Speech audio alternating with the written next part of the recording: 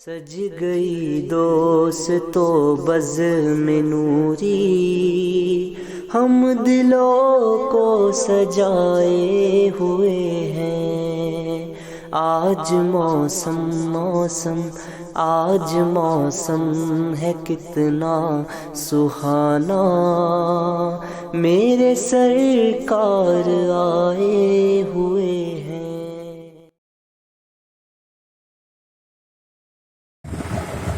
یا ایھا الذین آمنوا کتب علیکم الصیام کما کتب علی الذین من قبلکم لعلکم تتقون۔ آمنت باللہ صدق اللہ العظیم وصدق رسولہ النبی الامین المبین الکریم ونحن علی ذلک لمن الشاہدین والشاکرین والحمد للہ رب العالمین۔ قال اللہ تعالی فی شان حبیبہ المصطفیٰ ان اللہ وملائکتہ یصلون علی النبی یا ایھا الذین آمنوا صلوا علیہ وسلموا تسلیما۔ اللہم صل علی سیدنا مولانا محمد معادن الجود والکرم وآلہ وبارک وسلم۔ صلاۃ و سلام علیک یا رسول اللہ صلی اللہ تعالی علیہ وسلم۔ نبی اور آل نبی پر ایک مرتبہ اور درود پاک پڑھ لیں۔ اللہ رب محمد صلی اللہ علیہ وسلم، نحن عباد محمد صلی اللہ علیہ وسلم، صلاۃ و سلام علیک یا رسول اللہ یا حبیب اللہ صلی اللہ تعالی علیہ وسلم۔ مختصر حمد و صلوات کے بعد قرآن پاک کی بڑی مشہور آیت کریمہ تلاوت کرنے کا شرف حاصل کیا۔ آئیے اس پر کچھ گفتگو کرنے سے قبل ہم اور آپ مل کر اللہ رب العزت کی بارگاہ میں دعا کریں کہ اللہ اپنے حبیب کے صدقے طفیل مجھے حق کہنے کی توفیق عطا فرمائے، اور ہم شرطائے بزم کو حق سن کر حق کو قبول کر کر اس پر عمل کرنے کی توفیق عطا فرمائے۔ ماشاءاللہ آج کی یہ بزم 95 غالباً بزم ہے جو اس گھر میں منعقد کی گئی، اور آج کا عنوان رمضان المبارک میں وقت کی قدر و قیمت، اور چونکہ رمضان سے پہلے شاید یہ ایک آخری ہی ہفتہ ہے، اس کے بعد وہ ماہ مبارک ہم پر سایہ فگن ہوگا کہ جس کی ایک ساعت میں اللہ رب العزت نے اپنے بندوں کے لیے نجات رکھی ہوئی۔ انشاءاللہ اس ماہ مبارک کو بھی ہم پائیں گے،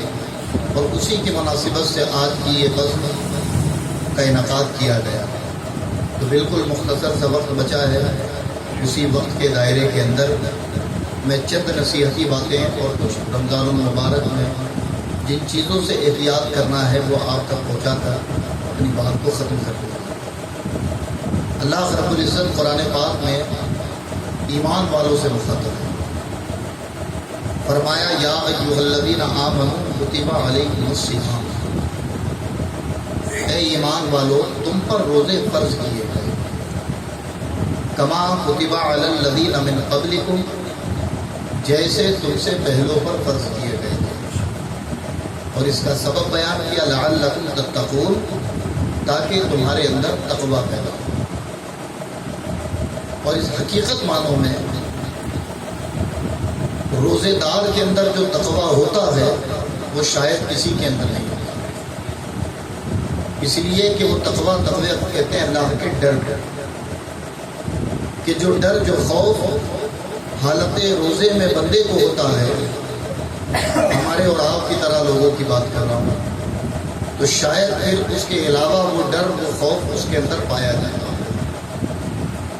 اس لیے کہ عام طور پر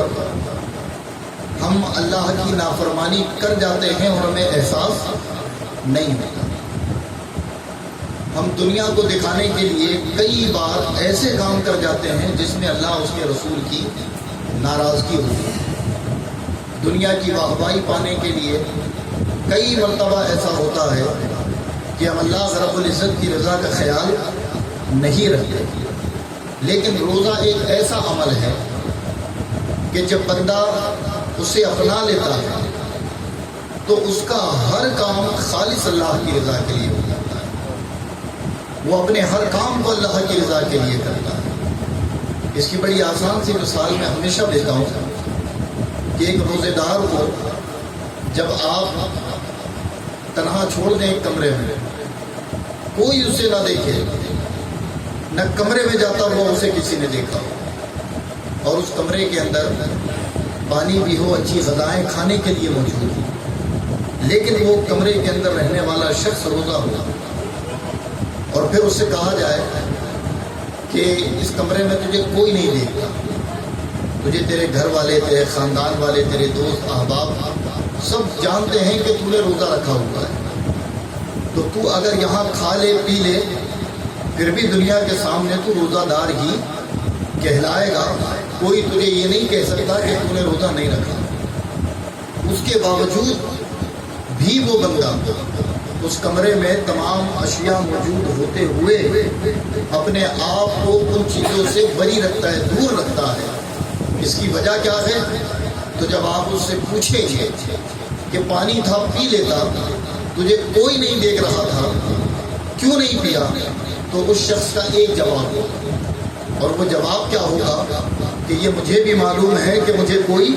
نہیں دیکھ رہا تھا، لیکن اللہ مجھے اس کمرے کے اندر بھی دیکھ رہا تھا. اور اسی کو کہا جاتا ہے تقویٰ، کہ اللہ کو بندہ جلوت میں اور خلوت میں دونوں جگہ یکساں یاد رکھے. یہ عام طور پر تو ایسے ممکن نہیں ہوتا، لیکن جیسے ہی بندے نے روزہ رکھا تو اللہ نے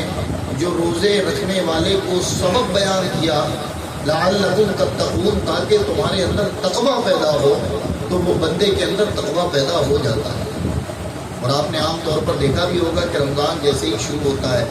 جو لوگ روزہ رکھتے ہیں وہ بڑی گالیاں ایسے ہی بکتے پھرتے ہیں، لیکن اگر انہوں نے روزہ رکھا تو زبان ان کی سدھر گئی،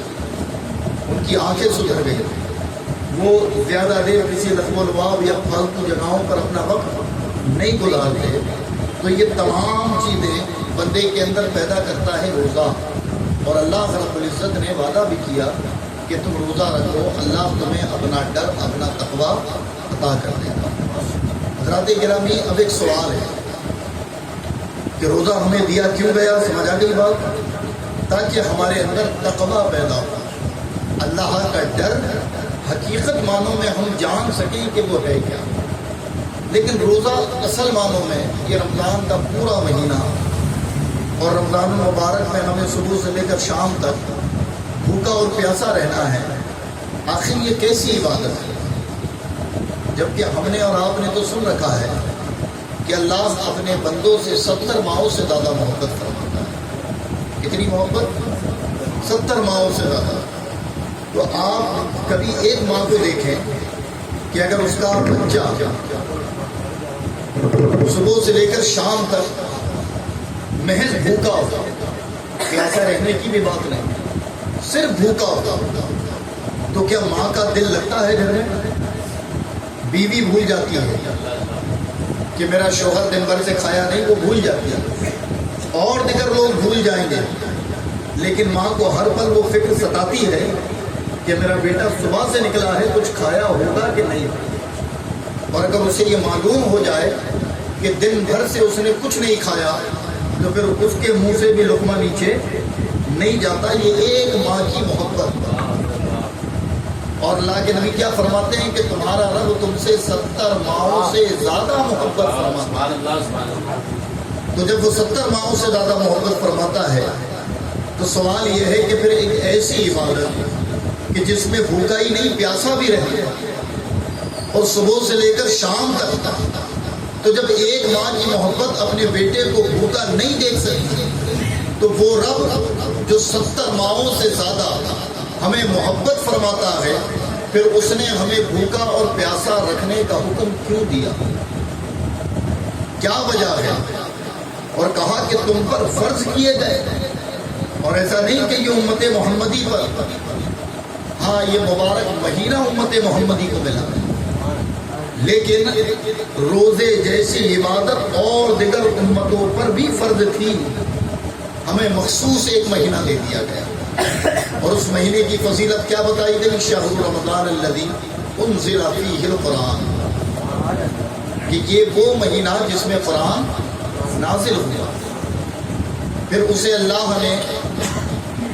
بندوں کا مہینہ کہا، اپنا مہینہ کہا، یہ بندے محض اس میں عبادت کریں، وہ مجھ سے جو مانگے میں انہیں عطا کروں۔ یہ امت محمدی کے لیے خاص ہے۔ اب سوال یہ ہے کہ وہ 70 ماہوں سے زیادہ محبت کرتا ہے تو اس نے ہمیں ایسی عبادت کیوں دی؟ تو حضرات، حقیقت معنوں میں روزہ جو ہم پر فرض کیا گیا، اس میں سوائے اللہ کی محبت کے اظہار کے اور کچھ نظر ہی نہیں آتا۔ بس شرط یہ ہے کہ ہم غور کر لیں کہ اللہ تو نے ہم پر یہ فرض کیا تو آخر اس کی وجہ کیا ہے؟ تو حضرات گرامی، سب سے پہلی وجہ تو احساس ہے۔ کیا ہے سب سے پہلی وجہ؟ احساس۔ اللہ تبارک و تعالیٰ نے اپنے حقوق کو نہ بجا لانے والے کو معاف کرنے کی گنجائش رکھی اور کہا کہ جب میرے حقوق نہ ادا کر پاؤ تو میری بارگاہ میں آ کر توبہ کرو، میں معاف کر دوں گا۔ لیکن وہی بندوں کا حق جب ہے تو اللہ رب العزت نے ایک قید بنا دیا کہ میری بارگاہ میں ہی معافی مانگنی، لیکن قید یہ ہے، شرط یہ ہے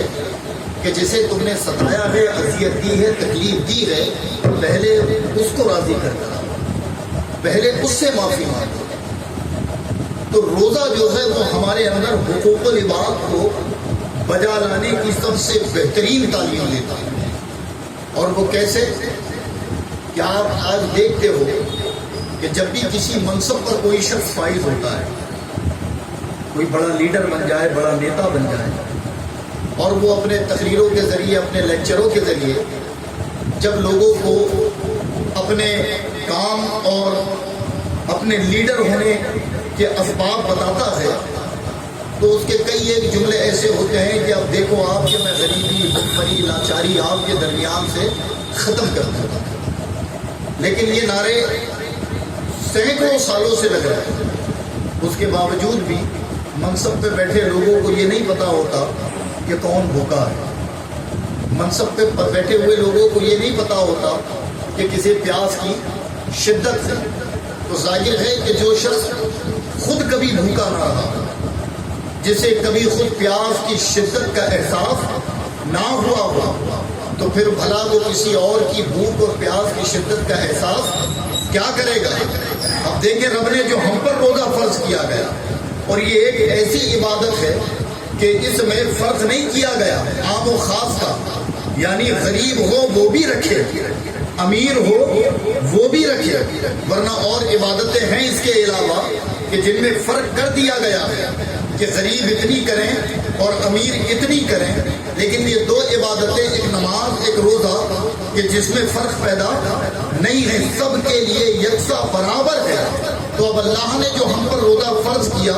اس کی ایک سب سے بڑی وجہ یہ ہے کہ حضرات، جب ہمارے دروازے پر کوئی اپنی بھوک کا مطالبہ لے کر، کوئی اپنی پیاس کا مطالبہ لے کر جب آئے گا اور وہ ہم سے کہے گا کہ میں بھوکا ہوں، میں پیاسا ہوں، تو حقیقت معنوں میں جو ایمان والا ہے اور جس نے حالت روزہ میں اپنا وقت گزارا ہے، وہ کبھی پیاسے کو اپنے دروازے سے نہیں دھتکارے گا، وہ کسی بھوکے کو اپنے دروازے سے واپس نہیں جانے دے گا، اور جب بھی وہ کسی کو بھوکا یا پیاسا دیکھے گا تو اس کی امداد اور اس کی مدد کے لیے وہ ضرور پہنچے گا۔ وجہ کیا ہے کہ اسے معلوم ہے کہ بھوک کیا ہوتی ہے، پیاس کیا ہوتی ہے، ظاہر ہے کہ اسے معلوم ہوگا، ورنہ یہ کیسی عبادت ہے جس میں بھوکا رہنا ہے؟ تو ہمیں اللہ کے بندوں کا احساس پیدا ہوتا ہے، ایک فائدہ ہے۔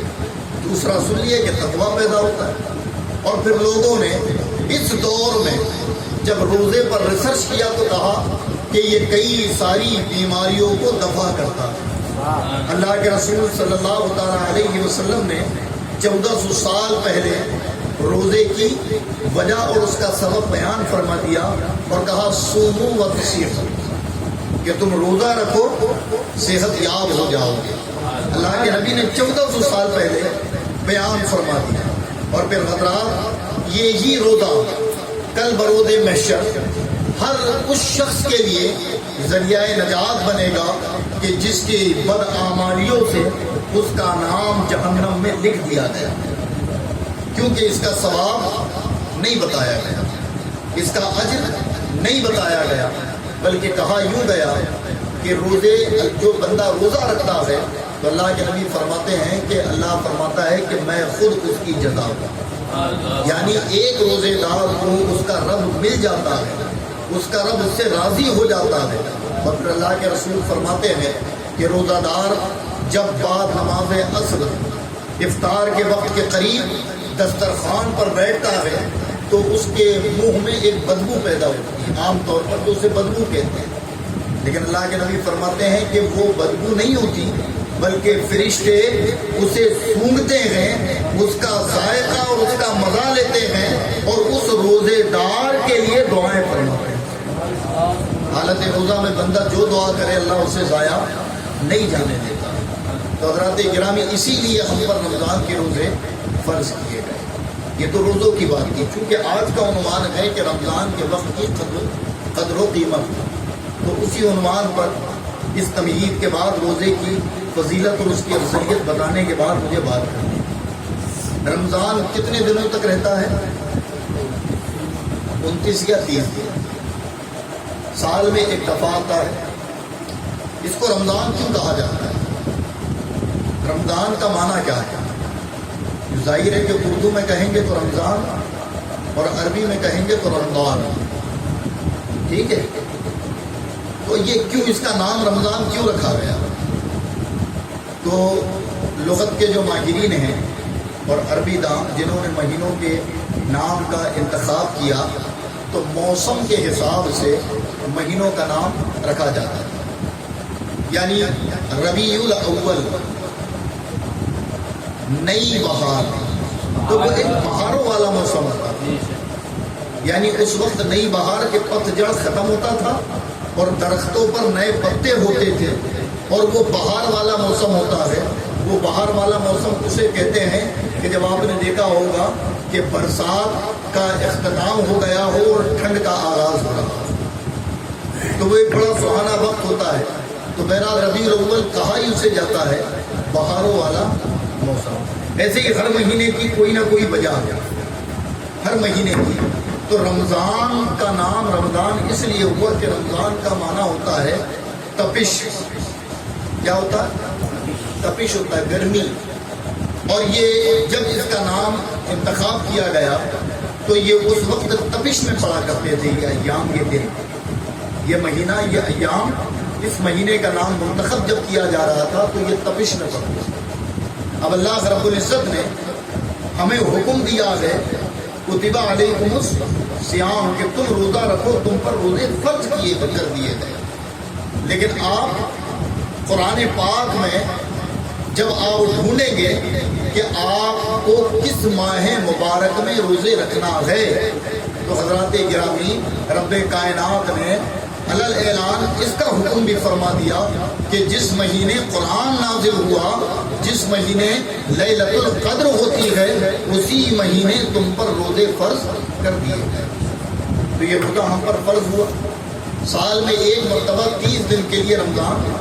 یا 29 دن کے لیے رمضان کا یہ مبارک مہینہ ہم پر سایہ فکن ہوتا ہے۔ اس میں رزق میں برکتیں ہو جاتی ہیں، بیماریوں سے نجات مل جاتی ہے، مفلسی پریشانیاں دور ہو جاتی ہیں، اور آپ دیکھو کہ گھروں میں ایک برکت اور ایک نور سا نظر آتا ہے۔ لیکن حقیقت میں اگر ہم دیکھیں تو ہم اس کی نہ قدر کرتے ہیں نہ اس کے وقت کی قیمت سمجھ پاتے ہیں۔ اس دور جدید میں تو ہمارا وقت ماہ رمضان المبارک میں جو گزرتا ہے یا تو وہ موبائلوں پر گزرتا ہے یا فلمیں دیکھ کر گزرتا ہے یا کسی دنیا دار سے چیٹنگ کر کر باتیں کر کر ہم اپنے شب و روز تباہ کر دیتے ہیں۔ خاص کر نوجوان طبقہ جو ہے اس کا طریقہ کار تو یہ بن چکا ہے کہ رمضان المبارک آتے ہی وہ پوری رات اس لیے جاگتے ہیں تاکہ اگلے دن جب روزہ رہے تو کم از کم آدھا دن ہم سو کر گزار سکیں، اور پھر اس سونے کے بعد جب وہ بیدار ہوتے ہیں تو اس کے باوجود ہمیں نظروں کی حفاظت کرنی ہے، اپنے کانوں کی حفاظت کرنی ہے، ہمیں اپنے ہاتھ پیر چال چلن کی حفاظت کرنی ہے، لیکن محض ہم بھوکے اور پیاسے ہیں، اور لوگ رمضان میں بھی اپنے وقت کو ایسا ضائع کرتے ہیں کہ آذان کانوں میں پڑھنے کے باوجود بھی وہ مسجدوں تک نہیں پہنچتے۔ کئی لوگ اپنے وقت کو ایسا ضائع کرتے ہیں کہ مسجدوں میں نماز تراویح ہوتی ہے، جس رات میں قیام اللیل کرنا چاہیے، اگر چند گھنٹے ہمیں مسجد میں دینے پڑیں تو اس وقت بھی ہم کہیں جا کر بیٹھ کر اپنے دوست اپنی یاریوں میں اپنے وقت کو تباہ اور برباد کرتے ہیں۔ تو حضرات گرامی، یہ رمضان کے وقت کی قدر و قیمت اسی لیے ضروری ہے کہ یہ ہمارے لیے ایک بڑا تحفہ ہے، اور یاد رکھو کہ کئی ایسے لوگ تم میں اور ہم میں ضرور ہوں گے کہ جو پچھلے رمضان تھے، اس رمضان اللہ رب العزت نے انہیں یہ سعادت نہیں عطا فرمائی، وہ اس رمضان ہمارے اور تمہارے درمیان موجود نہیں رہیں گے، بلکہ وہ اس دنیا سے جا چکے ہیں۔ تو اس کی قدر کی ایک سب سے بڑی وجہ یہ ہے کہ ہم شکر منائیں اللہ کا کہ اللہ تبارک و تعالیٰ تو نے ہمیں پھر ایک مرتبہ وہ مہینہ عطا فرمایا کہ جس میں ہر ایک نیکی کا تو ہزاروں کی تعداد میں اجر و ثواب عطا فرماتا ہے۔ تو نوافل کا ثواب فرض کے ثواب کے برابر، اور فرض کے ثوابوں کو 70 فرائض کے ثوابوں میں بدل دیتا ہے، یعنی ہر ایک نیکی کا تو بے پناہ ہمیں اجر اور ثواب دیتا ہے۔ تو ظاہر حضرات کے بندے کو رمضان کے ایک ایک لمحے کی قدر کرنی چاہیے، اور یہ قدر کیسے ہوگی میں بتاؤں تمہیں تھوڑا، کہ ظاہر ہم قرآن کی تلاوت کرتے ہیں رمضان میں، تو یہ بھی بڑا کم ہو چکا ہے لوگوں کے درمیان۔ حالت روزہ میں بعض اوقات جو ادھر ادھر ٹائم پاس ہوتا ہے، تو اگر آپ کوشش کریں کہ ماہ رمضان المبارک میں دین سیکھوں، یعنی حالت روزے میں رہ کر میں دین سیکھوں، اور اس دین سیکھنے کے لیے کسی عالم دین کے پاس، کسی مکتب میں، یا کسی پڑھے لکھے آدمی کے پاس بیٹھ کر اپنا وقت گزاریں اور ان سے کہیں کہ مجھے صرف شرعی مسائل جو میرے ذہن میں ہیں میں آپ سے پوچھنا چاہتا ہوں، آپ انہیں بتائیں۔ تو کچھ وقت تو آپ اپنا دین سیکھنے میں گزاریں، رمضان کے دنوں میں کچھ وقت اپنا قرآن کی تلاوت میں گزاریں، اور اگر آپ تاجر ہیں، آپ کسی کے یہاں نوکری کرتے ہیں، تو آپ کے لیے سب سے بہتر طریقہ یہ ہے کہ جب آپ تجارت کریں، تجارت میں اگر خود کے مالک ہوں تو کوشش کریں کہ میری زبان سے دن میں کوئی ایسا جملہ نہ نکلے جو عام طور پر مجھ سے نکلا کرتا ہے، میں کوئی ایسی بات نہ کروں جو عام طور پر میں کرتا ہوں۔ اور حضرات گرامی یاد رکھیں کہ رمضان میں سونا یہ کوئی جرم یا گناہ نہیں ہے، بلکہ اگر آپ کو لگتا ہو نا کہ جاگنے سے میں اپنے روزے کی حفاظت نہیں کر پاؤں گا، تو بہتر یہ ہے کہ وہ آدمی سو جائے، اس لیے کہ رمضان میں حالت روزے میں سونا بھی ثواب ہے، لیکن اگر نیت میں خلوص ہے تب، اور آپ کی نیت یہ ہے کہ میں اتنا سوؤں کہ فجر پڑھ کر یا فجر سے پہلے سو جاؤں، اور عصر میں اٹھوں افطاری کے لیے پھر مارکیٹوں میں نکل جاؤں، اور پھر افطاری کرنے کے بعد پوری رات اپنی مستی میں گزار دوں، تو اللہ عمل کی بدولت اجر نہیں دیتا، نیت کی بدولت اجر دیتا۔ روزہ میں سونا بھی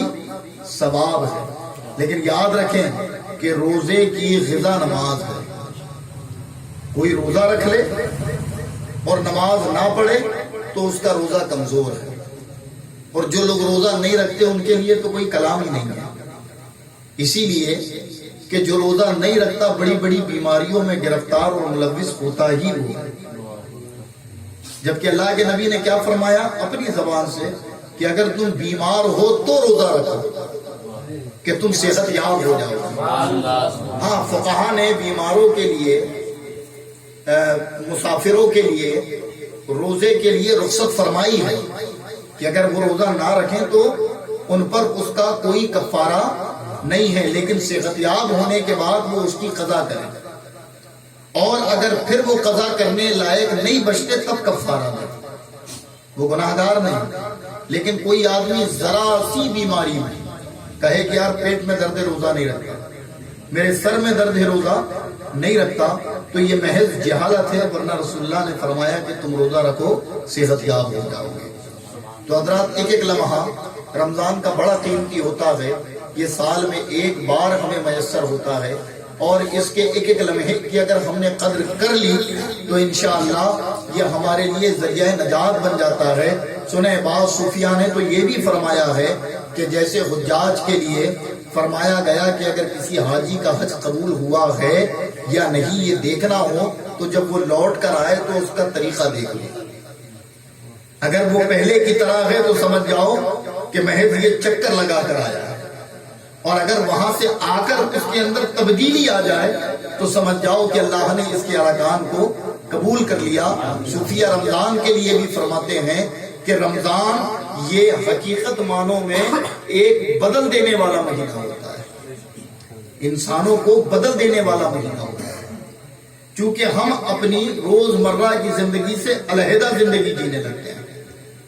جب لوگ سوتے ہیں، جب ہم جاگتے ہیں، اس وقت جاگ کے کھاتے ہیں، جس وقت لوگوں کے تفریح اور سحر کا وقت ہوتا ہے اس وقت ہم کھاتے ہیں، اور جب لوگوں کے کھانے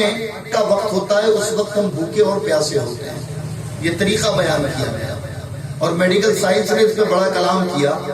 کہ روزے سے بڑی ساری بیماریوں کو دفع کیا جاتا ہے، وہ ختم ہوتی ہیں، جو آپ لوگ سوشل میڈیا کے ذریعے جان لیتے ہو۔ لیکن صوفیہ فرماتے ہیں کہ روزہ جو ہے وہ بدل دینے والا نہیں، رمضان کہ بندہ اگر خلوص کے ساتھ اس کے ہر ایک لمحے کی قدر و قیمت کو سنبھال لے،